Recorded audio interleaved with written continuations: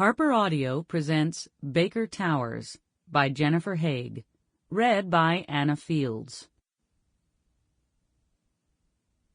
Chapter 1. Softly the snow falls. In the blue morning light a train winds through the hills. The engine pulls a passenger car, brightly lit. Then a dozen blind coal cars, rumbling dark. 6 mornings a week the train runs westward from Altoona to Pittsburgh, a distance of 100 miles. The route is indirect, tortuous. The earth is buckled, swollen with what lies beneath. Here and there the lights of a town, rows of company houses, narrow and square, a main street of commercial buildings, quickly and cheaply built. Brakes screech, the train huffs to a stop. Cars are added. In the passenger compartment, a soldier on furlough clasps his duffel bag, shivers and waits. The whistle blows. Wheezing, the engine leaves the station, slowed by the extra tons of coal. The train crosses an iron bridge, the black water of the Susquehanna. Lights cluster in the next valley. The town, Bakerton, is already awake. Coal cars thunder down the mountain. The valley is filled with sound. The valley is deep and sharply featured.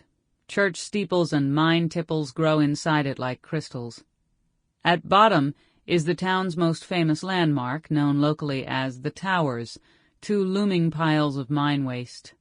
They are 40 feet high and growing, graceful slopes of loose coal and sulphurous dirt. The towers give off an odor like struck matches. On windy days they glow soft orange like the embers of a campfire. Scrap coal, spontaneously combusting, 1,000,000 bits of coal bursting into flame. Bakerton is Saxon County's boomtown. Like the Towers, it is alive with coal, a life that started in the 1880s when 2 English brothers, Chester and Elias Baker, broke ground on Baker 1. Attracted by handbills, immigrants came, English and Irish, then Italians and Hungarians, then Poles and Slovaks and Ukrainians and Croats, the Slavish, as they were collectively known. With each new wave, the town shifted to make room. Another church was constructed. A new cluster of company houses appeared at the edge of town. The work, mine work, was backbreaking, dangerous, and bleak. But at Baker Brothers the union was tolerated. By the standards of the time, the pay was generous, the housing affordable and clean. The mines were not named for Bakerton. Bakerton was named for the mines. This is an important distinction. It explains the order of things.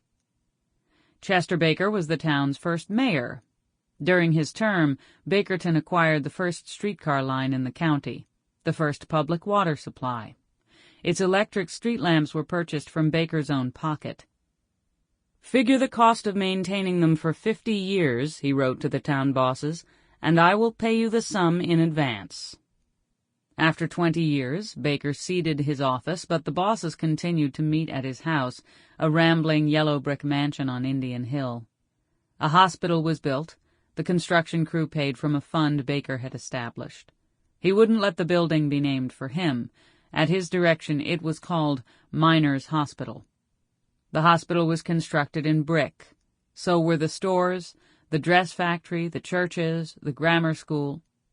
After the commercial hotel burned to the ground in 1909, an ordinance was passed urging merchants to make every effort to fabricate their establishments of brick.